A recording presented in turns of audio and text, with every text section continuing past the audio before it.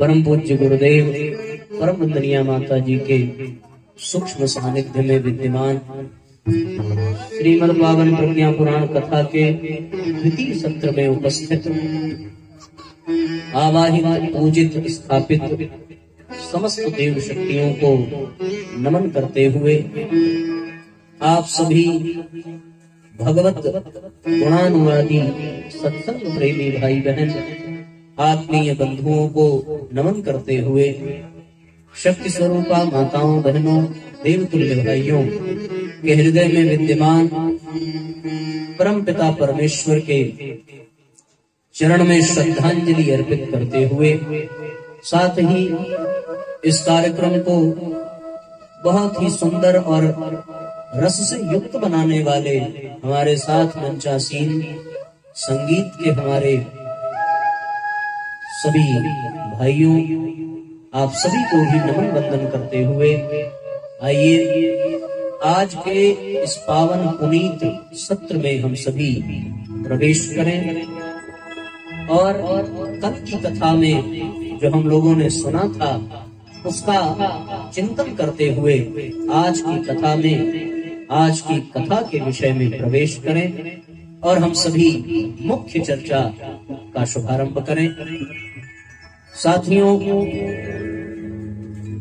यदि कल की कथा का थोड़ा सा चिंतन करें तो फिर जन्म के साथ मृत्यु का स्मरण और मृत्यु मिलन बन जाए, मृत्यु आनंद बन जाए, परमात्मा से जुड़ाव हो जाए, योग बन जाए, उसके लिए महाराज परीक्षित के तरीके से जीवन में दिव्य ज्ञान का अनुसंधान करने की आवश्यकता है। पर वह दिव्य ज्ञान केवल और केवल गुरु कृपा से ही संभव हो पाता है, बिना गुरु कृपा के संभव नहीं है। पुण्य पुंज से जीवन में संत आते हैं, एक यह भी प्रतिपादन है और एक यह भी है कि बिन हरि कृपा मिल ही नहीं संता, बिना हरि कृपा के भी संतों का सानिध्य प्राप्त हो नहीं सकता। तो दोनों अवसर है, एक तो भगवान की जब कृपा हो तब जीवन में संत का गुरु का आगमन होता है, और जब हमारे पुण्य उदय होते हैं, जब हमारा पुण्य फलीभूत होता है, तो फिर हम अपने कदम संत के गुरु की ओर बढ़ाते हैं। और यहाँ पर दोनों स्थिति देखने को मिलती है। हम कदम बढ़ा करके अपने घर से अपने गृहस्थी को कुछ देर के लिए छोड़कर यहाँ तक आए, इसे थोड़ा ईको कम कर देना अगर हो सके, ईको बहुत ज्यादा है। और दूसरा कि परम पूज्य गुरुदेव की कृपा हुई, भगवान की कृपा हुई तो पावन प्रज्ञा पुराण कथा हम तक चल करके आई। ये दोनों संयोग यहाँ पर बन रहा है। आज हम सभी इस विषय पर चिंतन करें कि जिस ज्ञान को प्राप्त कर लेने के पश्चात दुनिया की समस्त समस्याएं समाधान में परिवर्तित हो जाती हैं, वह दिव्य ज्ञान जिनकी कृपा से प्राप्त होता है, उस गुरु के रहस्य पर कुछ चिंतन, कुछ चर्चा कर लेना अत्यंत आवश्यक हो जाता है। यद्यपि कबीरदास जी ने बड़ा सुंदर अपने दोहे के माध्यम से भाव व्यक्त किया। सब धरती कागज करूं, लेखन सब बन राय, सात समुद्र की मसी करूं, गुरु गुण लिखा न जाए। यह तन विष की बेलरी, गुरु अमृत की खान, शीश दिए जो गुरु मिले तो भी सस्ता जान। शीस दिए जो गुरु मिले तो भी सस्ता जान। जीवन में मस्तक कटा देने पर भी यदि गुरु की प्राप्ति हो तो फिर हमें इस अवसर से चूकना नहीं चाहिए। गुरु के बिना जीवन का उद्धार नहीं हो सकता। गुरु के बिना जीवन में ज्ञान का अवतरण नहीं हो सकता। गुरु हमारे अंधकार को मिटा करके हमारे जीवन में ज्ञान के प्रकाश को प्रज्वलित करता है और हमारा जीवन धन्य हो जाता है। जिन जिन महान आत्माओं ने कुछ महान कार्य संपन्न किया, उसके पीछे उनके गुरु की शक्ति और गुरु की प्रेरणा ही रही। चाहे वो भगवान राम हो, चाहे वो स्वयं भगवान कृष्ण हो, इन सभी अवतारी सत्ताओं के भी जीवन में गुरु की बहुत बड़ी भूमिका रही। भगवान राम की कहानी आप सबको पता है कि उनके भी जीवन में गुरु की आवश्यकता पड़ी। यद्यपि वेद खुद भगवान की आराधना करते हैं, नेति नेति कहकर के बखान करते हैं, फिर भी जीवन में उन्होंने भी गुरु का वर्ण किया, केवल इसलिए कि हम सबको भी जीवन में गुरु का वर्ण करना चाहिए। गुरु गृह गया पढ़न रघुराई,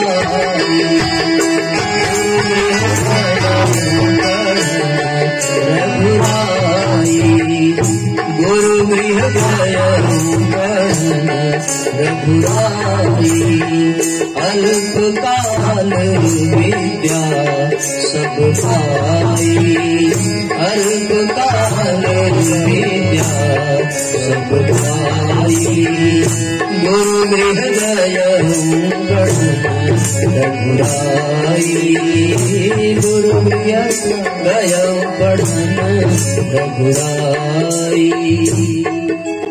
भगवान खुद गुरुदेव के पास जाते हैं और जाकर के विद्या की कामना करते हैं और फिर गुरु वशिष्ठ उनको वह विद्या प्रदान करते हैं। केवल एक ही गुरु नहीं, बल्कि विश्वामित्र को भी भगवान ने अपना गुरु बनाया और बला अतिबला गायत्री और सावित्री विद्या विश्वामित्र से भगवान ने प्राप्त की। जब तक प्रारंभिक शिक्षा की आवश्यकता थी तो वशिष्ठ जी गुरु की भूमिका में थे, और जब युवान हुए, समाज में कुछ क्रांतिकारी परिवर्तन करना था, कुछ क्रांतिकारी कार्य करने थे, तो फिर विश्वामित्र को गुरु के रूप में भगवान ने वर्ण किया। और इतना ही नहीं, जब रावण के वध की ओर चले, निश्चरहीन करहु महि भुज उठाई प्रण कीन, तो इस संकल्प को भी पूर्ण करने के लिए उन्होंने अगस्त मुनि को गुरु के रूप में वर्ण किया और फिर उनकी कृपा और उनकी शक्ति और उनकी प्रेरणा से भगवान ने रावण पर विजय प्राप्त की। तो जो इस सृष्टि का निर्माता है, जो सारी सृष्टि का संचालन करता है, गोस्वामी तुलसीदास जी राम को स्वयं परब्रह्म घोषित करते हैं। जो परम पिता है, परब्रह्म है, राम ब्रह्म परमार्थ रूपा, उस ब्रह्म को भी इस दुनिया में आने पर गुरु की आवश्यकता पड़ती है। तो फिर हम जैसे जो साधारण व्यक्ति हैं, जो साधारण गृहस्थ जीवन जी रहे हैं, विचार करके देखें कि उनको भी गुरु की आवश्यकता नहीं, उनको ही गुरु की आवश्यकता वास्तव में होनी चाहिए। भगवान भी अपने जीवन से इस बात को दर्शाते हैं। इसी तरीके से भगवान कृष्ण के जीवन में भी गुरु की बहुत बड़ी भूमिका देखने को मिलती है। भगवान कृष्ण ने भी सांदीपनी आश्रम में रह करके 64 योगिनी विद्याओं को प्राप्त किया, सांदीपनी ऋषि को गुरु बना करके। और उसके बाद फिर गर्ग मुनि उनके कुलगुरु थे और दुर्वासा भी भगवान कृष्ण के गुरु बने। तो ये कहने का भाव यह है साथियों कि व्यक्ति ये पूछता है कि जीवन में गुरु नहीं हो तो क्या अभाव है, और जीवन में गुरु हो तो क्या प्राप्त हो जाएगा। किसी संत ने कहा कि ये जानने के लिए भी गुरु की आवश्यकता है कि गुरु को पाने के पश्चात क्या लाभ होगा और बिना गुरु के क्या जीवन होगा। तो फिर जीवन में गुरु होना चाहिए।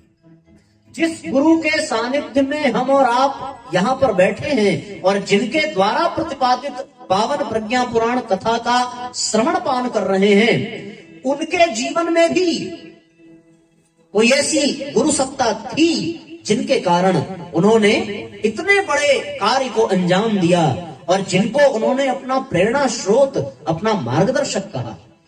वो हिमालयवासी गुरु सत्ता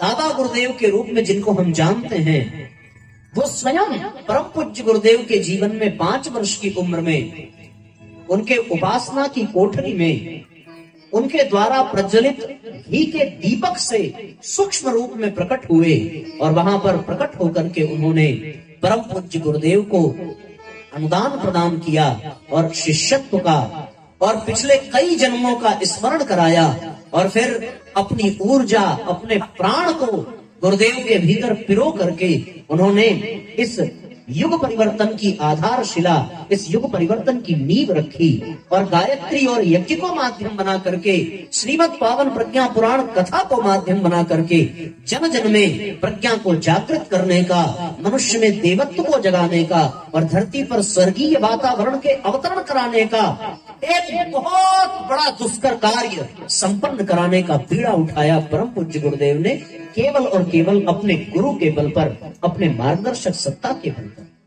वो दिव्य अवसर था वसंत पंचमी का 1926 की वो घटना, जब आगरा जिले के छोटे से गांव में आंवल खेड़ा में एक नन्हा सा 5 वर्ष का बालक दीपक जला करके गायत्री मंत्र की उपासना कर रहा हो।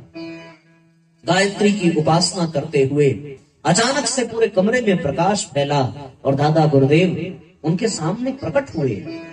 प्रकट होकर के उन्होंने पूज्य गुरुदेव को निर्देश दिया, साधना से संबंधित, भविष्य की योजनाओं से संबंधित और इस धरती पर आने के उद्देश्य से संबंधित उस दृश्य को दर्शन करने का प्रयत्न करेंगे। बालक श्री राम जब उपासना में बैठे थे, दादा गुरुदेव प्रकट भये उनके सामने। बालक श्री राम जब उपासना में बैठे थे, दादा गुरुदेव प्रकट भये उनके सामने। परिचय कराया पूर्व जन्मों के संबंध, स्वयं गुरुदेव लगे उन्हें पहचानने। पाकर अमूल्य निधि भाव विभल होने लगे, गुरु शिष्य आज एक दूसरे के सामने। उनकर कठपुतली सौंप दी अब जीवन के, भगवान के इशारों पर भक्त लगा नाचने। भगवान के इशारों पर भक्त लगा नाचने। तो जीवन में परम पूज्य गुरुदेव के जब दादा गुरुदेव आए, तब जाकर के उन्होंने इस ब्रह्मांड को, इस धरती पर स्वर्गीय वातावरण के महान संकल्प को अपने हाथ में लिया और उन्हीं का परिणाम है कि आज हम सभी यहाँ पर बैठ करके उनके द्वारा प्रतिपादित प्रज्ञा पुराण कथा को श्रवण कर रहे हैं। केवल और केवल इसलिए क्योंकि उनके जीवन में गुरु का आगमन हुआ। तो जितनी भी अवतारी सत्ताएं हैं, जितनी भी महान आत्माएं हैं और जिनके द्वारा इस दुनिया में कुछ विशेष हुआ है, उन सबके जीवन में ये देखने को मिलता है कि उनके जीवन में केवल और केवल महान गुरु की आवश्यकता पड़ी, और गुरु सत्ता ने आकर के उनका मार्गदर्शन किया। तो जब ऐसी विभूतियों को गुरु की आवश्यकता पड़ती है और ऐसी सत्ताओं के जीवन में भी गुरु अनिवार्य है, तो फिर हम लोगों के जीवन में भी गुरु का होना अत्यंत आवश्यक है। बिना गुरु के हम अपने जीवन के समय को अवश्य बिता देंगे, पर अपने जीवन को सार्थक नहीं कर पाएंगे। अरे ये तो अध्यात्म पथ की बहुत बड़ी बड़ी बातें हैं।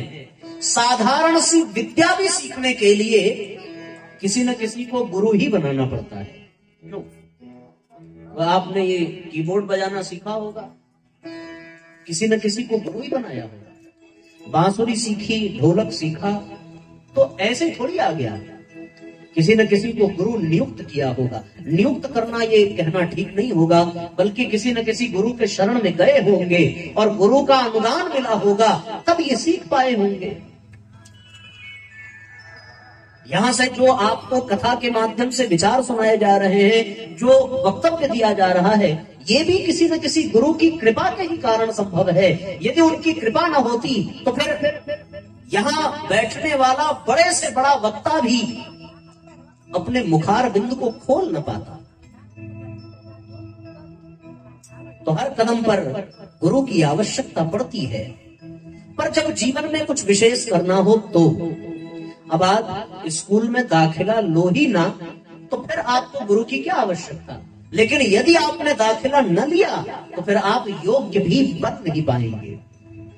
बिना गुरु के ज्ञान नहीं, और ज्ञान के बिना मनुष्य मनुष्य नहीं, फिर वो तो पशु है। मनुष्य और पशु में यदि कोई अंतर है तो आप उठा करके देखना, एक बहुत बड़ा और केवल एक ही अंतर आप कह सकते हैं, वो यही है कि मनुष्य के जीवन में ज्ञान है, मनुष्य के जीवन में विवेक है, मनुष्य के जीवन में बुद्धि है, मनुष्य के जीवन में मर्यादा है, और ये सारे के सारे अनुशासन, ये सारे के सारे गुण केवल और केवल गुरु कृपा से ही प्राप्त होते हैं, बिना गुरु के संभव नहीं है। भगवान मिलता है गुरु कृपा से, ये तो बहुत ऊपर की बात है, पर ये छोटे छोटे साधारण ज्ञान भी गुरु जी की कृपा से मिलते हैं। किसी ने कहा कि भाई हम तो हनुमान जी को मानते हैं, हम और किसी को नहीं मानेंगे, किसी की पूजा नहीं करेंगे।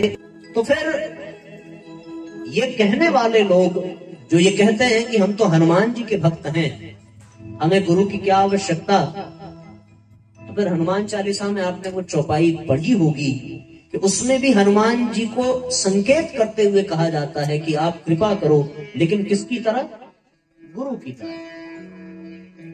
जय जय जय हनुमान गोसाई, जय जय हनुमान गोसाई, कृपा करहु गुरु के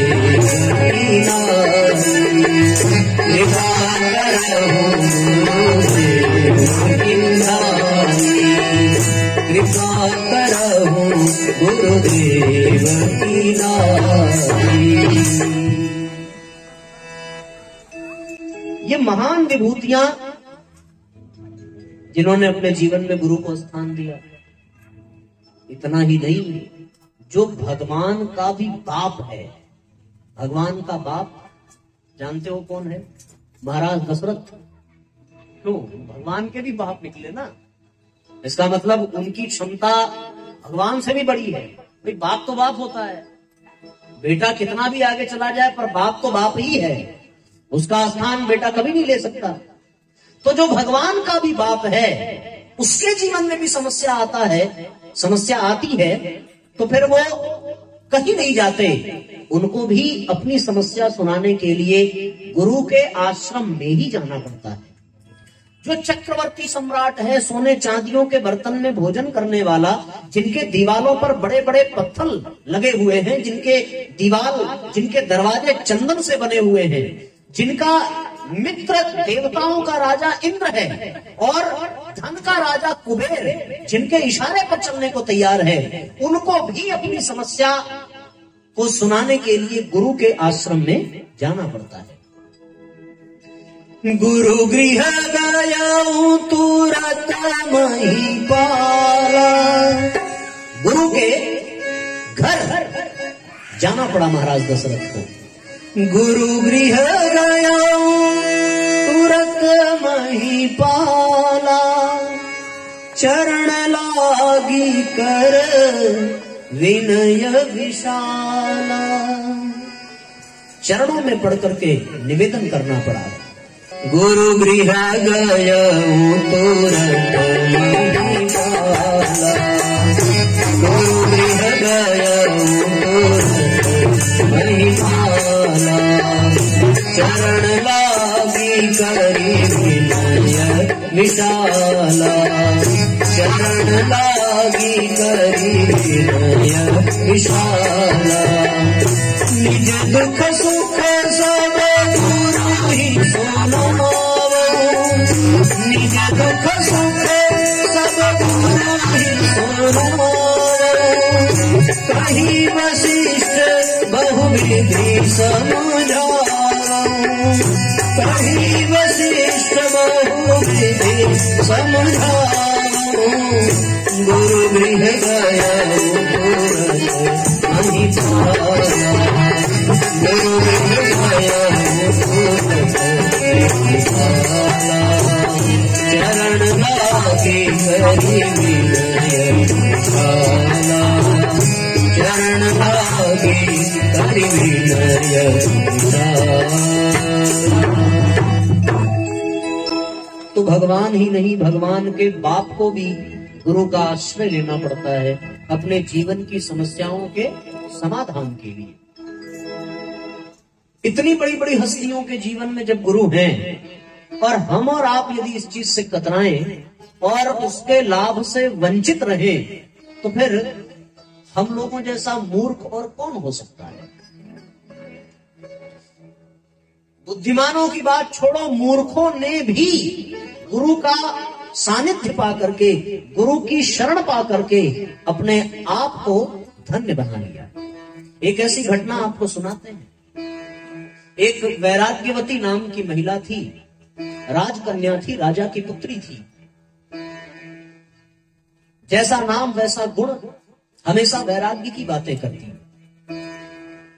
पुष्प देखती, वृक्ष देखती, सबसे वैराग्य की बातें।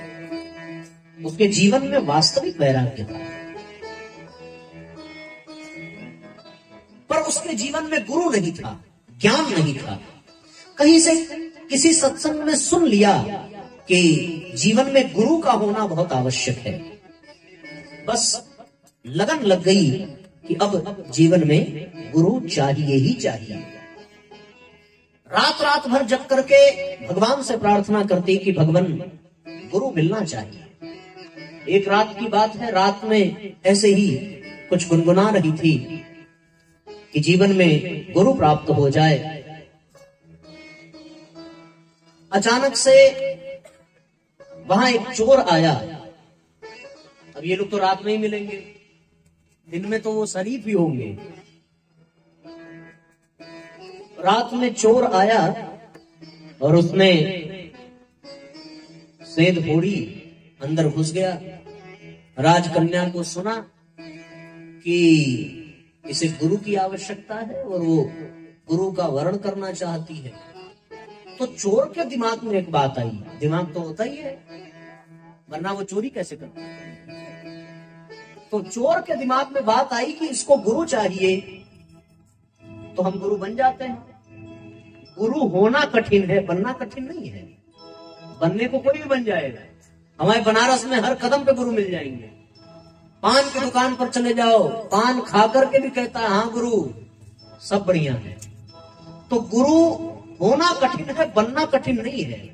दाढ़ी लगाई, शिखा रखी, या फिर सब साफ कर लिया तो भी, गेरुआ वस्त्र धारण किया तो भी बन गए है नहीं। अब वो चोर बन गया गुरु। मूड़ मुड़ाए 3 गुण, सिर की मिट जाए खाज, और खाने को बढ़िया मिले लोग कहे महाराज।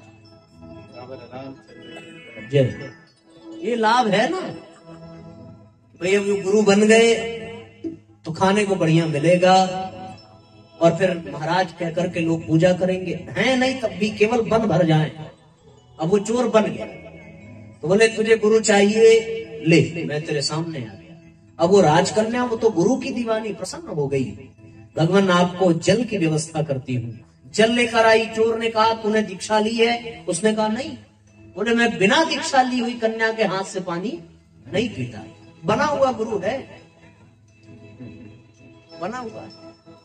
अब ये उसने कहा महाराज हम दीक्षा ले सकते हैं, आप दीक्षा दीजिए। बोले हमसे दीक्षा लेने के लिए महलों में दीक्षा हम नहीं देते, हम तो वन और जंगलों में दीक्षा देते हैं, तुम्हें वहां चलना पड़ेगा। वो चलने को तैयार हुई। बोला दक्षिणा के लिए जितने भी जेवर और धन आदि हैं पैक करो, चलो। अब वो बुद्धिमान होती तो जाती क्या? मैं मूर्ख की बात बता रहा हूं। आप लोगों में से कोई मूर्ख नहीं होगा, मुझे पूरा विश्वास है, पर मूर्ख को भी गुरु की आवश्यकता पड़ती है। अब वो मूर्ख राजकन्या चल पड़ी उनके पास, उनके साथ, और अर्धरात्रि में वो जंगल की ओर प्रस्थान करती है। अब वो बना हुआ गुरु, उसने उस कन्या को एक वृक्ष के पास ले जाकर के बांध दिया और कह दिया कि ये गुरु का बंधन है, 7 दिन बाद आकर के छोड़ूंगा, तब तक यहीं पर बैठ करके भगवान के नाम का संकीर्तन कर। जाने लगा तो कुछ घबराना नहीं, हो सकता है मैं 3 दिन बाद ही आ जाऊं। जैसे ही तेरे पाप कटेंगे, पाप वो कर रहा है, काट उसका रहा है, जैसे ही तेरे पाप कटेंगे वैसे ही मैं आकर के बंधन खोलूंगा और तुझे परमात्मा की प्राप्ति हो जाएगी। अब वो सारे जेवर वगैरह उठाया और बस अब उसके गुरु होने की भूमिका खत्म हो गई। 3 दिन बीत गया, 4 दिन बीत गया, वो कन्या बधी रही। उसके पिता जो राजा थे उस राज्य के, वो आए और उसने कहा प्रणाम पिताजी, मैं आपका सम्मान करती हूं, पर मैं गुरु की आज्ञा का उल्लंघन नहीं कर सकती। बिना खाए बिना पिए 4 दिन तक वो कन्या उसमें बधी रही। उसकी श्रद्धा देखो, उसकी निष्ठा देखो। अब उसे मूर्ख कहें या बुद्धिमान कहें, क्या गजब का समर्पण है कि गुरु की आज्ञा का उल्लंघन नहीं होना चाहिए। दुनिया की नजर में वो चोर होगा, पर मेरी नजर में तो वो हमारा गुरु है। 4 दिन बीत गए, नारद जी गुजर रहे थे, उनसे रहा नहीं गया। पहुंचे, जाना स्थिति क्या है, पूछा, सारी बात उसने बताई। नारद जी ने दिव्य दृष्टि से देखा और नारद जी ने कहा कि बेटी वो गुरु नहीं थे, वो चोर थे जो गुरु बनकर के आए थे, तुम्हें लाओ मैं मुक्त कर देता हूँ। उस कन्या ने कहा भगवान यदि वो गुरु नहीं थे तो फिर मुझे आप एक बात बताइए कि जीवन का इतना बड़ा समय बीत गया पर आज तक आपके दर्शन नहीं हुए।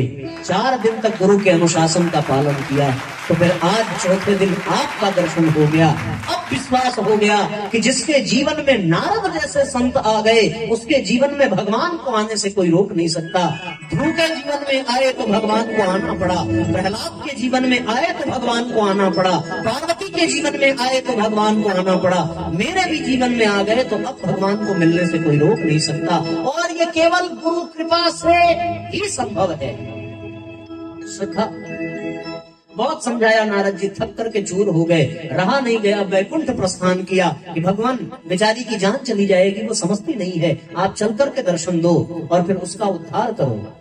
पर आश्चर्य की बात सुनो कि भगवान खुद चतुर्भुज रूप में उसके समक्ष उपस्थित है, साक्षात दर्शन दिया, शंख चक्र गदा पद्म लेकर के स्वयं नारायण उसके सामने प्रकट हुए और कहने लगे कि तुम्हें मेरी ही प्रतीक्षा है, मैं तुम्हें दर्शन देता हूँ, अब तुम मुक्त हो जाओ। क्या गजब की विडंबना है।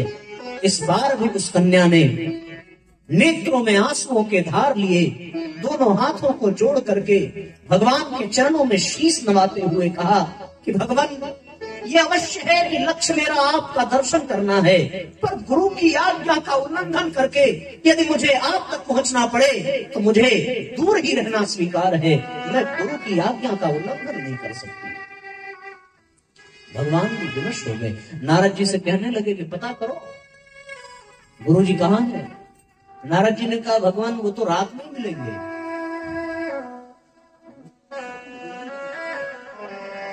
वो रात हुई, इंतजार किया गया और फिर नारद जी ने उनकी तलाश जारी की। बोले वो घर के सामने तो नहीं मिलेंगे, जब भी मिलेंगे घर के पीछे ही मिलेंगे। पीछे वाली घर की दीवालों पर देखा गया तो वो महाशय बैठ करके अपने काम को अंजाम दे रहे थे। नारद जी ने कहा, गुरुजी प्रणाम। अब वो सब पकाए कौन कौन आ गए भाई, और हम किसके गुरु हो गए? मुड़ करके देखा तो फिर नारायण नारायण। पीछे देखा, प्रभु कोई गलती हो गई। बोले, अरे आप तो गुरु हैं, आपसे कैसी गलती, चलिए आपकी शिष्या बुला रही हैं। अब उनको याद आया कि तो 7 दिन पहले घटना हुई थी। डरते डराते संकोच करते बेचारे पहुंचे जंगल में। देखा तो भगवान खड़े दिखे, साक्षात दर्शन किया, क्षमा मांगने लगे। भगवान ने कहा, अरे गुरुजी आपके ही नाते तो हमें यहां तक आना पड़ा, आप हमें प्रणाम कर रहे हैं, हमें तो आपको प्रणाम करना चाहिए।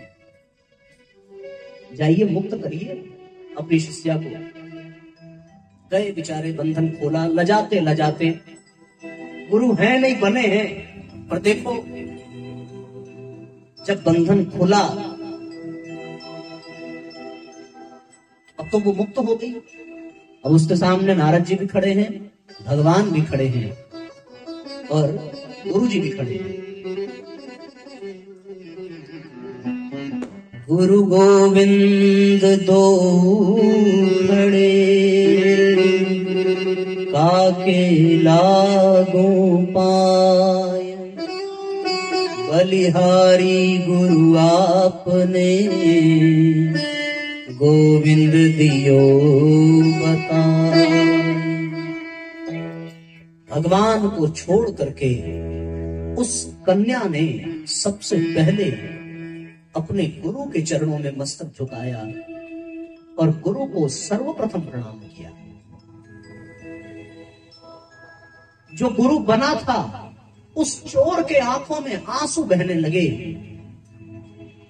कि मैं मानता हूं कि मैंने पाप किया है, लेकिन मुझे अपने इस पाप पर गर्व है, क्योंकि इस पाप के कारण तुझे भी परमात्मा के दर्शन हो गए और आज तेरी श्रद्धा के कारण मुझे भी परमात्मा के दर्शन हो गए। अब तक दुनिया गुरु के कारण भगवान को पाती थी, लेकिन आज मैंने अपने शिष्य के कारण भगवान को पाया है। तुमने मेरा जीवन धन्य कर दिया और आज से अब मैं चोर नहीं रह गया, अब मैं सच में गुरु बन गया और मुझे भी परमात्मा की प्राप्ति हो गई। तो जब मूर्ख इंसान और मूर्ख कन्या को भी गुरु के प्रति सच्चे समर्पण से परमात्मा मिल सकता है, तो हम आप तो फिर बुद्धिमान ही कहे जाते हैं।